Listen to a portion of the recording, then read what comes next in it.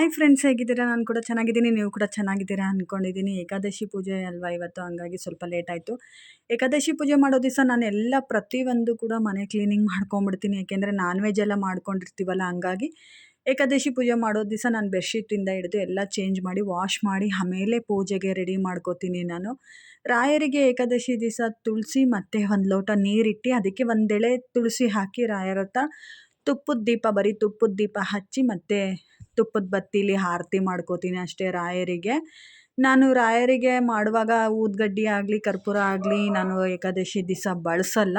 ಬರೀ ತುಪ್ಪದ ಆರತಿ ಮಾತ್ರ ಮಾಡ್ಕೋತೀನಿ ಅಷ್ಟೇ ರಾಯರಿಗೆ ನಾನು.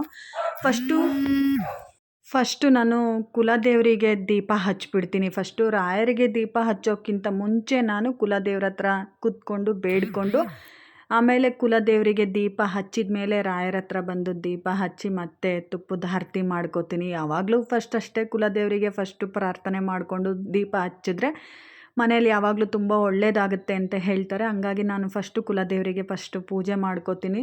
ಆಮೇಲೆ ರಾಯರ ಹತ್ರ ಬಂದು ದೀಪ ಹಚ್ಚಿ ನಾನು ತುಪ್ಪದ ದೀಪ ಆರತಿ ಮಾಡ್ತೀನಿ ಅಷ್ಟೇ ರಾಯರಿಗೆ. ನಾನು ಯಾವಾಗಲೂ ಅಷ್ಟೇ ಇದೇ ರೀತಿ ಮಾಡ್ತೀನಿ. ಆದರೆ ಏಕಾದಶಿ ಪೂಜೆ ಮಾಡೋರು ಒಂದು ಮಡಿ ಸೀರೆ ಉಟ್ಕೊಂಡು ರಾಯರಿಗೆ ಪೂಜೆ ಮಾಡಿ ಅಂತ ಹೇಳ್ತೀನಿ. ಯಾವಾಗಲೂ ಕೂಡ ಸೀರೆ ಉಟ್ಕೊಂಡು ರಾಯರಿಗೆ ಏಕಾದಶಿ ಪೂಜೆ ಮಾಡಿ ಅಂತ ಹೇಳ್ಕೊತೀನಿ. ಹಂಗೆ ನಾನು ಚಿಕ್ಕದಾಗಿ ಒಂದು ಸ್ವಲ್ಪ ಗೋಲ್ಡ್ ತೊಗೊಂಡಿದ್ದೆ, ಅದನ್ನು ಕೂಡ ರಾಯರ ಹತ್ರ ಇಟ್ಟು ರಾಯರನ್ನ ಬೇಡಿಕೊಂಡೆ. ರಾಯರಿಗೆ ನಾನು ಇದೇ ರೀತಿ ಒಳ್ಳೇದಾಗಲಿ ಅಂದ್ಕೊಂಡು ರಾಯರ ಹತ್ರ ಬೇಡಿಕೊಂಡೆ.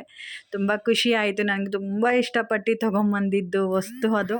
ಹಂಗಾಗಿ ಇನ್ನೂ ಒಂದಿದೆ, ಅದನ್ನು ಖಂಡಿತ ಅದು ನೆಕ್ಸ್ಟ್ ವಿಡಿಯೋದಲ್ಲಿ ತೋರಿಸ್ತೀನಿ ಏನು ಅಂತ. ಈ ವಿಡಿಯೋ ಇಷ್ಟ ಆಗಿದ್ರೆ ಲೈಕ್ ಮಾಡಿ, ಶೇರ್ ಮಾಡಿ. Thank you.